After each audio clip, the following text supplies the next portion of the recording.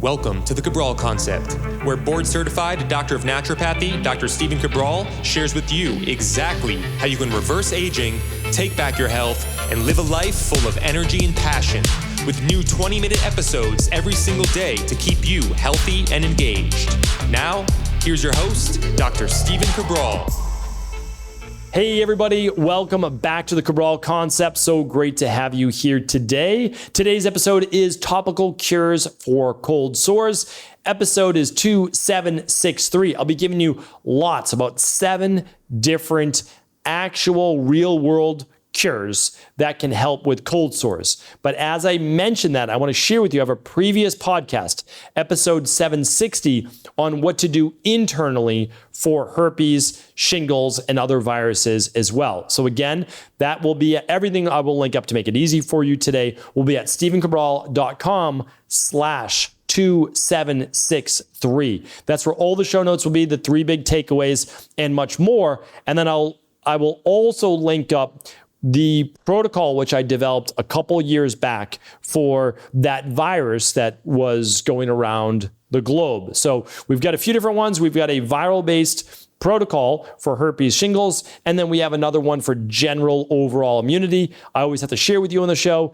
Can't provide you with any medical advice, medical treatment plans, medical cures, or medical diagnosis in any way. I'm here to share with you how to help with natural-based health remedies that are actually been proven to work, and also looking for underlying root cause imbalances, right? So we're looking at it internally. I can share with you a bunch of different nutritional supplements, as well as staying away from high stress, other particular issues like high arginine foods, as well, that can exacerbate herpes and cold sores. So what I'm going to give you today, though, is a little over 6 different remedies that people have used that I've seen work in my own practice and that I want to pass on to you. All right. So the first 2 are going to be a little stronger in nature and a little less natural. So I just want to share that with you up front. They're not my go-to. They are not recommendations that I use in my practice, but I would feel that it didn't serve you in the right way if I didn't give you things that actually do work for certain individuals. The first one is acetone.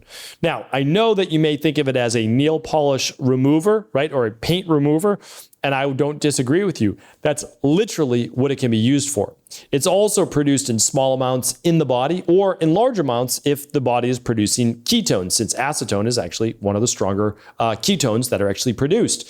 So it has some nature to it. However, it's definitely not natural when you're applying it to your lip. That's why it's not my go-to. But again, I just want to share with you that people do use it, and they dab it on a Q-tip, and they dab it on their cold sore, and they seem to get results. So I just wanted to share that with you. Decide what you may as to how you want to proceed. I'm going to give you the more natural ones in just a moment. The next one is hydrogen peroxide. Again, not exactly natural, but certainly is created inside of the body in its own way.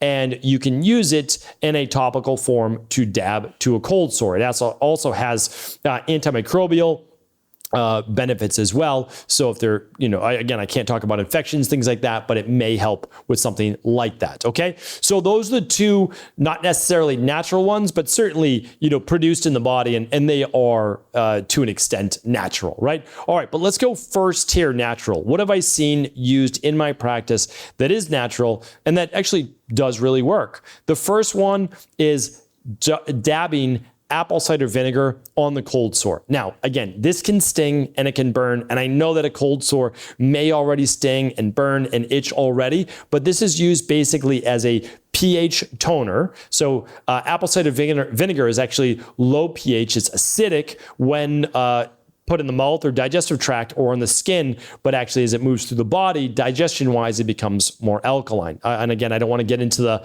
acid-alkaline balance right now. That's not for the show, but we're actually talking about, could it be helpful with cold sores? The answer is yes, absolutely. All right, so you would apply that first. Next up then, you would apply a topical vitamin C. So there are many topical vitamin C's that you can add. The purer, the better. Most of them just come as L-ascorbic acid. And you would use that in its liquid-based form. You would dab that on. Vitamin C, we know, is a powerful immune booster as well. It's also a detoxifier and an antioxidant too. And the last part to this would actually be applying L-lysine. L-lysine, an amino acid, is is a kryptonite for viruses, and herpes viruses especially. So if we're getting multiplication of the actual virus, this is going to be helpful. It's helpful internally at 1, 2 to 3 grams per day, and it's also helpful externally applied as a topical based ointment. They even sell, which is I think fantastic, grapeseed extract combined with L-lysine in a stick that can be applied to the lip for cold sores, and that can be really helpful. Okay, so I just wanted to share that with you. Those are my 3 go-to as topical, besides working internally. Now, second tier, which I don't use typically in my practice, but some people do, so I wanted to bring that to you as well. The first one is zinc oxide, like zinc oxide that you use as a natural suntan lotion.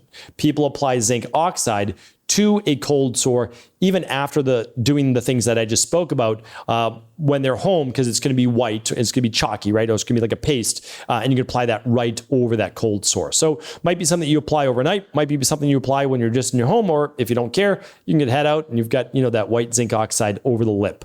Okay, so the next one is myrrh oil. I have personally not used myrrh oil in my practice, but I know many people have, and they've gotten great results with this particular essential oil or oil. So myrrh oil, you can check that out. I'll talk about that in just one moment, why I can't link to them.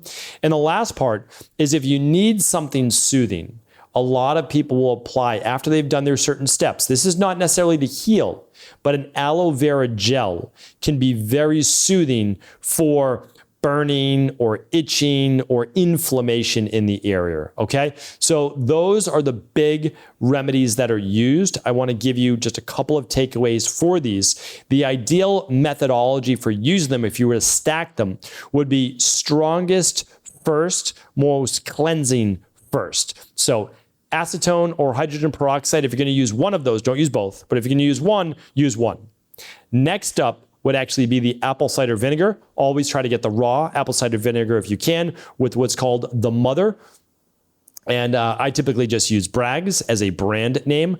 After that, you can apply the liquid vitamin C. Okay, so these are all basically go on wet. They allow them to dry in between, put them on, and the next one would be the L-lysine stick that you could use, and that could be topical application as well. Now, besides that, if you wanted to use the zinc oxide or the myrrh oil, they would go on last, or the aloe vera would go on last. All right, so hopefully that's helpful in the order. I also want to let you know that I cannot link up any of these products, because whenever you're talking about a particular medical or health-based issue, you cannot link up nutritional supplements in any way, shape, or form. So I can't do that. But I know that you'll be able to go out there and you'll be able to find an L-lysine stick or an apple cider vinegar or a liquid vitamin C or zinc oxide or myrrh oil. Any of those you'll be able to see and you'll be able to find. And of course, hydrogen peroxide can be found at your local drugstore as well. So all of these, again, have been proven to work in my practice. They've been proven to work in the scientific literature as well. And many people have used them as well in their own life, and they've written in and they've talked about how much and how helpful they've been. So hopefully today's show was helpful. What I want you to do is, if you can, head on over to StephenCabral.com/760 now after this show. And the reason is then you'll learn what to do internally in addition to externally, which I just gave you as the topical based cures. Please let me know if there's any questions. And as always, if the show was helpful, do feel free to share it with anyone you believe it could serve. Take care, everybody. Did you know that the body really only becomes sick or imbalanced in only 2 ways? Over time, you become deficient in vital nutrients, and you also accumulate toxins internally and from the environment. As those nutrients diminish and you increase your total toxic load, your body then begins to show the first signs of dis-ease. It's actually quite predictable, and the good news is that if we know how you began to fill up that proverbial rain barrel, we also know how to empty it to begin the healing process. I was fortunate enough to learn this ancient healing process from my mentor after suffering from debilitating diseases for close to a decade. It was only when I began to implement these techniques did I finally overcome my illnesses and go on to live a life of energy and vitality that I now enjoy. I'd like to share with you now what I discovered after traveling all over the world and how to combine the best of ancient healing wisdom with state-of-the-art science. Allow me to teach you exactly how I've been able to help over 250,000 people to empty their rain barrel and begin to transform their body and lives into what they've always hoped they could be. To get your copy of the international bestseller, The Rain Barrel Effect, simply go to stephencabral.com/rainbarrel.